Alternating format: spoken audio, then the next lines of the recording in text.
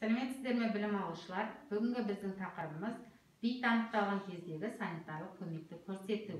Мақсаты аурухана ішілік жұқпаның алдын алу, қолдану көрсетілімі ВИЧ сірке табылғанда, қарсы көрсетілімдер тері ауруларында, 5 жасқа дейінгі балаларда, емізетін аналарда және жүкті әйелдерге қолдануға болмайды.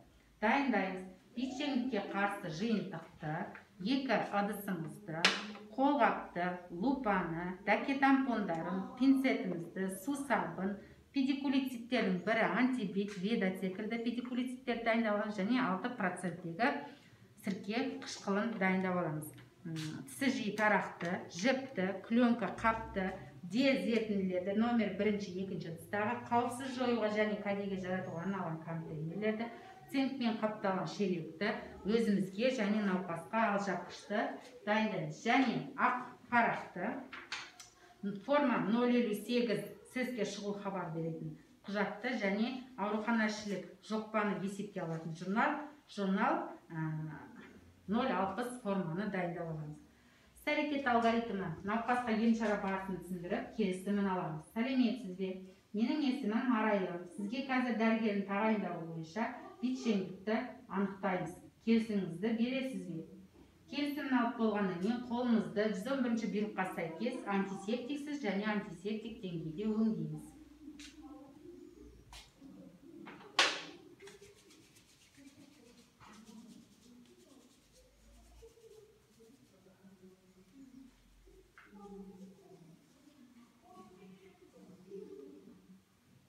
Қолғапты киеміз.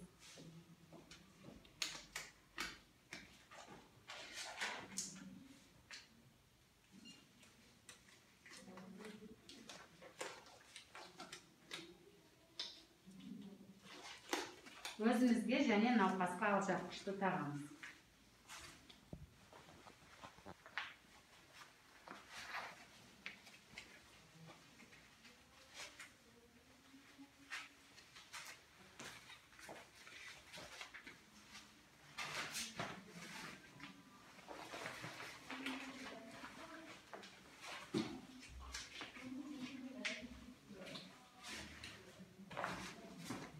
Науқастың иығына сүлгімізді жауып аламыз бірінші.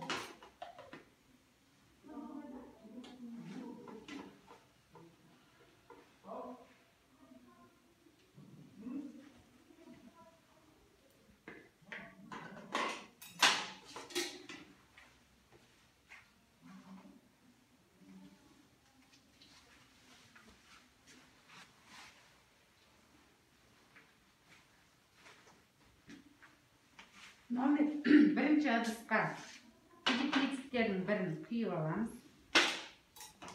Пинцеттің көмегімен дәке тампонын алып, ылғалдап, науқастың басын бірінші сумен ылғалдап аламыз. Педикулициттердің бірінен ылғалдап алғаннан кейін шашты бөліктерін ылғалдаймыз.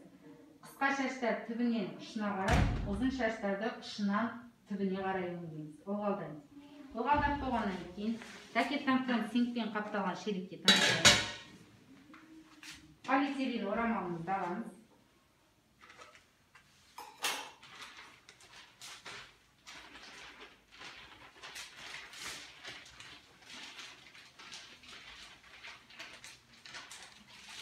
Оның сыртына шүберек орамалымызды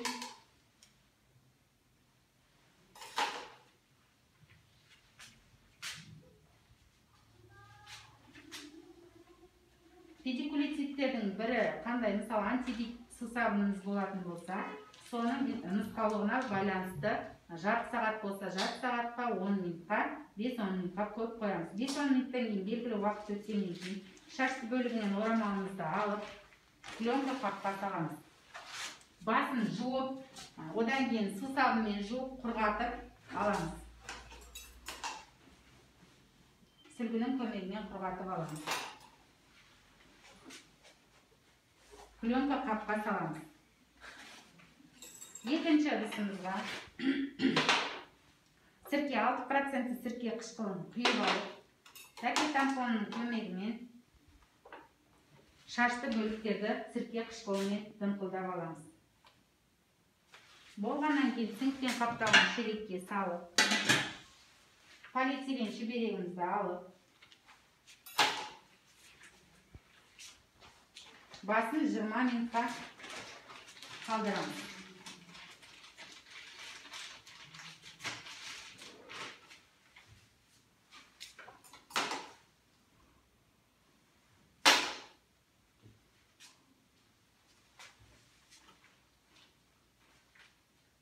Минут уақыт өткеннен кейін науқастың шашты бөлігін орамалдан алып, пленка қапқа салып, басын жуып, құрғатып, кептіріп аламыз. Пленка қапқа саламыз. Сіз жиі тарақтың аралықтарын жіптері кіргізу арқылы және 6% сірке қышқылына малып тұру арқылы науқастың басын бір қырына бұруын сұраймыз. Бір қырына бұрып, шашы қысқа болатын болса түбінен ұшына қарай, ұзын болса ұшынан түбіне қарай сіз жиі тарақтың көмегімен тарап аламыз. Сіз жиі тарақты номері 1-ші ыдыстағы дезертинге салып, одан кейін 2-ші ыдысқа экспозициямен қалдырамыз.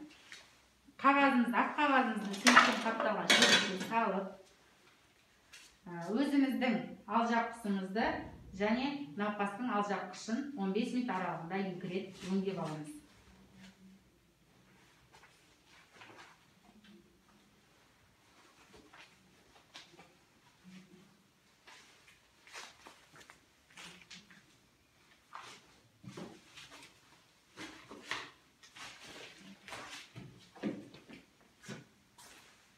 Қолғапты шешіп, қолымызды жуып, бысынуына тастаймыз, кептіреміз. Және жаңағы дайындаған құжатымыз 0,60 есептегі құжатқа тіркеп жазамыз. Және 0,58 сэске хабарлау формасын толтырып, науқастың картасына пи деген әріппен белгілеп жазып қоямыз. Яғни педикулез табылды деген мақсатында жазамыз. Және науқасты бөлімшеге тасымалдаймыз. Сол бөлімшенің медбикесіне ескертіп айтамыз педикулецит анықталғаны жайында. Және бұл науқасты педикулециттердің бар жоқтығын анықтау мақсатында күнделікті қадағалап отырамыз.